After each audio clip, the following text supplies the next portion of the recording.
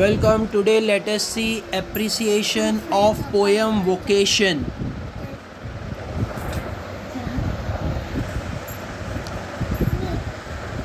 Vocation is a wonderful poem written by Rabindranath Tagore. इसका writer Rabindranath Tagore है. Appreciation क्या होता है, एग्ज़ाम में हमें 4 मार्क्स के लिए आता है. मतलब ये पोएम का ग्रेटनेस हमें डिस्क्राइब करना होता है अपने ओन वर्ड्स में. जैसे हमने पोएम को समझा है, उसमें क्या क्या क्वालिटीज़ हमने पोएम में देखा है, तो वो सारी चीज़ें हमें रिकॉर्ड करनी होती है. तो इसी को ही एप्रिसिएशन बोलते हैं. तो let us begin this poem. ये लिखा किसने पोएम, सबसे पहले वो लिखना है. तो it is written by Rabindranath Tagore. The speaker of the poem is a small school going boy. यहाँ पे ऐसे बच्चे के बारे में बताया गया है जो छोटा है, स्कूल जाने का एज है उसका, और स्कूल गोइंग बॉय है. And the entire poem displace his yearning and wishes. और वो क्या चाहता है, उसकी विशेस को ये पोएम के अंदर डिस्क्राइब किया गया है हर जगह. मतलब स्टार्ट टू लास्ट तक पोएम हर जगह कुछ ना कुछ अपने विशेस जो है, अपनी यर्निंग्स जो है वो बताना चाहता है कि मैं ये होना चाहता हूँ, मैं ऐसे फ्रीडम चाहता हूँ, मैं ऐसी फ्री लाइफ चाहता हूँ. तो वो यहाँ पर डिस्क्राइब किया गया है पोएम में.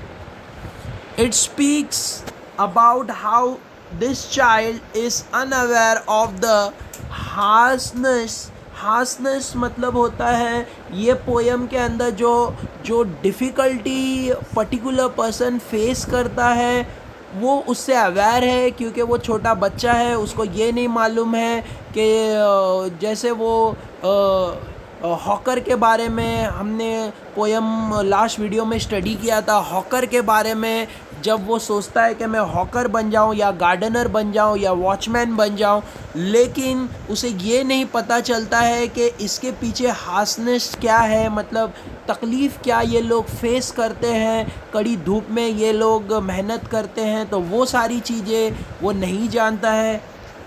तो harshness connected to the daily life and get attracted to the various things in a life. और जो है वो जैसे अट्रैक्ट हो रहा है इनकी जो दूसरे कामों से है, जैसे ओपनली ये जहाँ चाहे वो जा सकते हैं. गार्डनर जो है अपने कपड़ों की टेंशन लिए बिना जो है वो गंदा हो रहा है, उसे कोई बोलने वाला नहीं है. वॉचमैन देर तक रात में जागता है. तो ये सारी चीज़ें वो नोट करता है, बट उसके पीछे जो हार्शनेस है वो उसको समझ नहीं आता है, दिखाई नहीं देता है पोएट को. Next paragraph we will prepare it like the poem has the theme. The poem has the theme of young boy longing for freedom.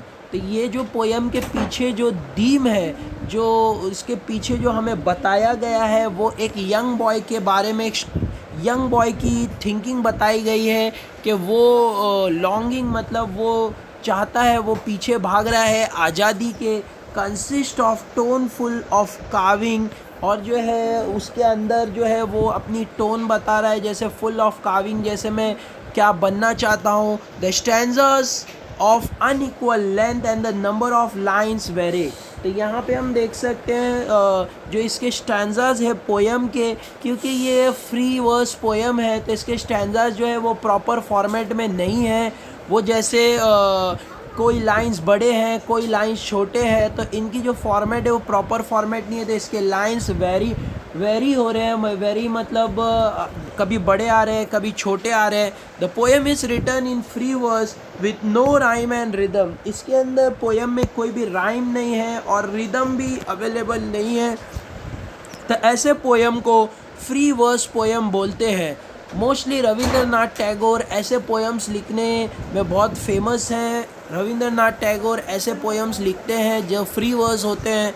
बहुत सारे पोएट्स भी ऐसे पोएम लिखते हैं. अब ये पोएम में क्या क्या फिगर ऑफ स्पीच यूज़ किया है वो भी हमें एप्रिशिएशन में दिखाना होता है. तो यहाँ पे पोएम में alliteration, onomatopoeia, simile and repetition, ये सारे फिगर ऑफ स्पीच यूज़ हुए हैं.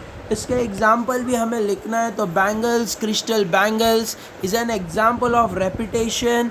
a phrase is repeated twice in the poem. ये जो एग्जाम्पल है रेपिटेशन का एग्जाम्पल यहाँ पे हमने देखा. ऐसे हमें एप्रिसिएशन में पोयम के जो फिगर ऑफ स्पीच यूज़ किए उसके एग्जाम्पल्स भी लिखना रहता है. When the gong sound 10 in the morning, it is an example of onomatopoeia, क्योंकि यहाँ पे the word gong in onomatopoeic word the poem vocation, यहाँ पे जो वर्ड यूज़ हुआ है गॉन्ग, यहाँ पे साउंड आ रहा है, तो ये गॉन्ग साउंड जो है ओनोमेटोपिया का जो है फिगर ऑफ स्पीच डिस्क्राइब करता है. तो कभी भी पोएम में जहाँ पे साउंड यूज़ किया जाता है ऐसे वर्ड्स को, ऐसे सेंटेंस को हम ओनोमेटोपिया बोलते हैं. Vocation is written by in a simple language. ये जो पोएम लिखा गया है in a simple language with vivid image. Vivid मतलब एक पर्टिकुलर प्रोफेशन के बारे में, एक वोकेशन के बारे में नहीं बताया गया है, बल्कि अलग अलग विविड डिफरेंट यहाँ पे जॉब, डिफरेंट वोकेशंस के बारे में बताया गया है. जैसे हॉकर्स, गार्डनर, वॉचमैन के बारे में पोएम में डिस्क्राइब किया गया है. Let us go further. अब यहाँ पे हमें एप्रिसिएशन में खुद की जो हमारी फेवरेट लाइन है, जो लाइन मुझे अच्छी लगी हो, एनी लाइन हम लिख सकते हैं जो हमें अच्छी लगी हो. तो यहाँ पे I wish I were a watchman walking the street all night chasing the shadow with my lantern. ये लाइन मुझे अच्छी लगी है तो हम उसे लिख सकते हैं. It shows the eagerness of speaker to live a free life.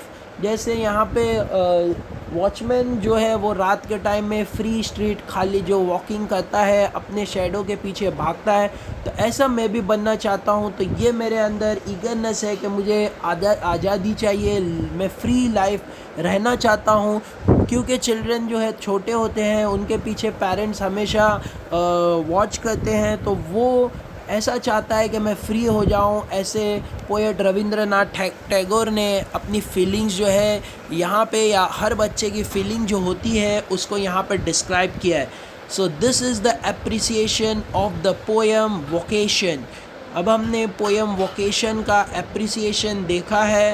I had already uploaded the explanation of this poem vocation, और इसका जो है वर्कशॉप भी I had uploaded. So this is